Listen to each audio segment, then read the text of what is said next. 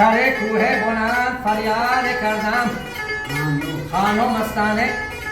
سر کوه بلند فریاد کردم علی شیر خدا را یاد کردم گفتم که علی شیر مردان دل ناشاد ما را شاد گردان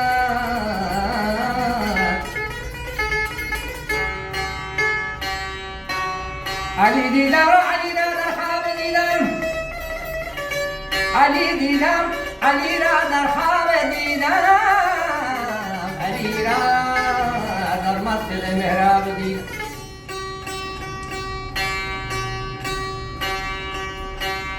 میگه دوتا خانم گرفتم در جوانی یکی رشت و یکی مازندرانی دوتا خانم گرفتم در جوانی یکی رشت و یکی مازندرانی